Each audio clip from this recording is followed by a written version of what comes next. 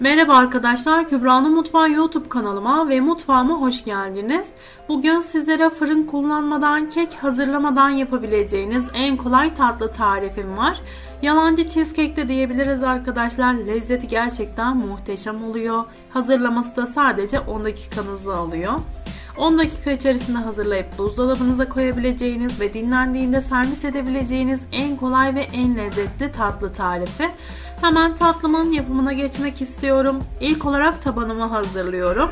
Bunun için 2 paket sade burçak bisküvilerimi un haline gelene kadar rondomdan çektim ve uygun bir karıştırma kabımın içerisine aldım. İçerisine yarım su bardağı kadar çekilmiş fındık ilave ettim. Daha sonra 100 gram eritilmiş tereyağımı ekliyorum. Tereyağınız yoksa margarin de kullanabilirsiniz. Fakat bu tarife tereyağı çok yakışıyor. Malzemelerimi birbirine güzelce yediriyorum. Yağınızı ve bisküvinizi ne kadar güzel karıştırırsanız o kadar güzel bir taban elde edersiniz arkadaşlar. Çatlama ve kırılma derdi olmaz. Hazırlamış olduğum karışımımın hepsini bu şekilde bir kalıbımın içerisine alıyorum. Kelepçeli yuvarlak kalıp kullandım tatlım için. Farklı kalıplar veya farklı tepsilerde de hazırlayabilirsiniz.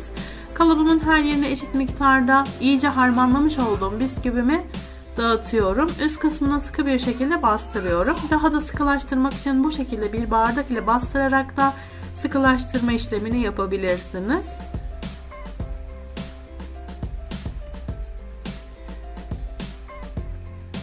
Alt tabanımı hazırlıyorum ve bir kenara alıyorum. Üst kısmına geçiyorum. Bunun için uygun bir tenceremin içerisine 3 yemek kaşığı un, 3 yemek kaşığı nişasta ve 1 su bardağı toz şekerimi alıyorum. İlk etapta kuru malzemelerimi güzel bir şekilde karıştırıyorum.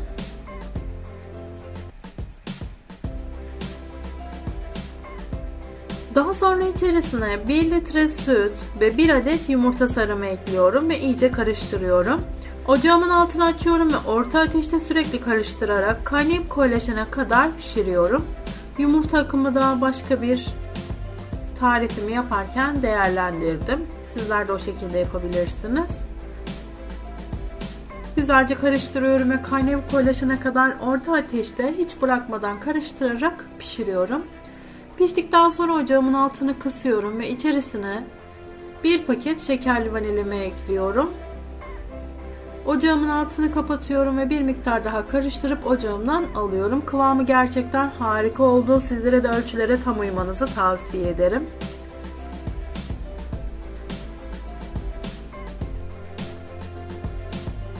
Hazırlamış olduğum muhallebimi bisküvili tabanımın üzerine gezdiriyorum. Yavaş bir şekilde hepsini döküyorum.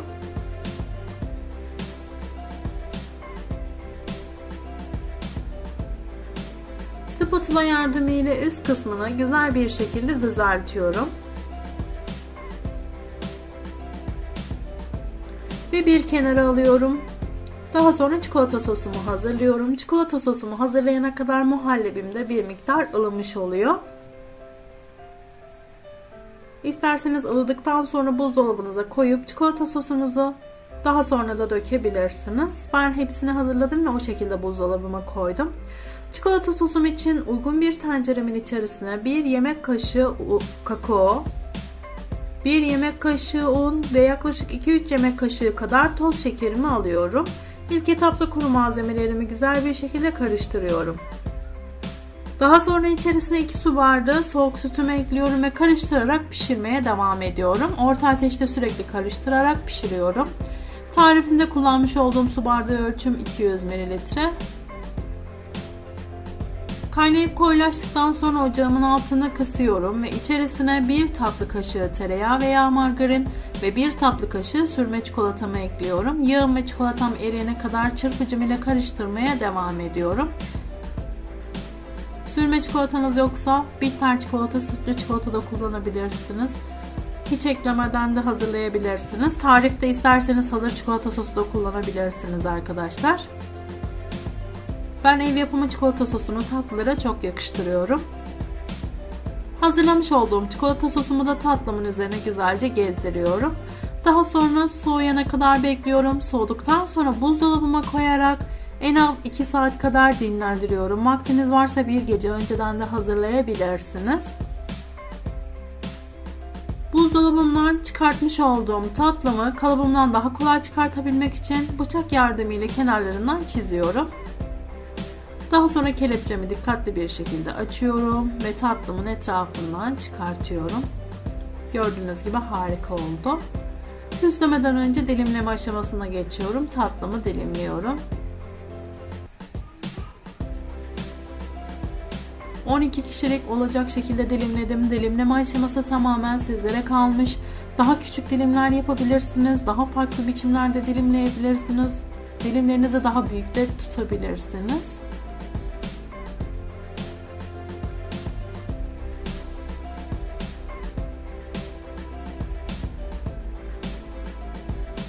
Dilimlerken zorlanırsanız bıçağınızı çok az bir miktar ısıtabilirsiniz arkadaşlar.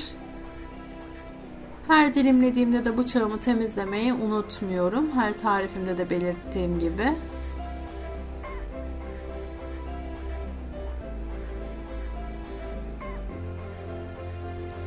Son olarak üst kısmını süsleyip servis etmeye geçiyorum. Süslemek için iri kırılmış fındık parçaları kullanıyorum.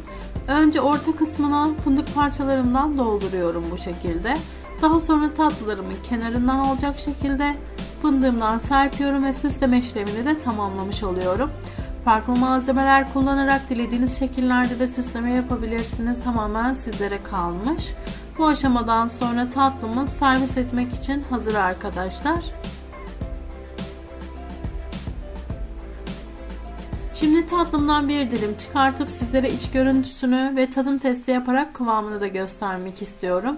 Hazırlamış olduğum tatlımın son aşamadaki iç görüntüsü de bu şekilde.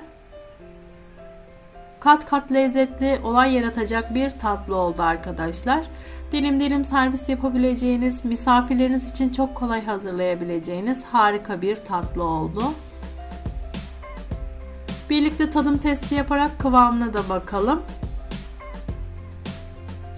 Burçak bisküvi özellikle bu tatlıya çok yakışıyor. Elinizde varsa burçak bisküvi kullanmanızı tavsiye ederim. Yoksa farklı bisküviler de kullanabilirsiniz.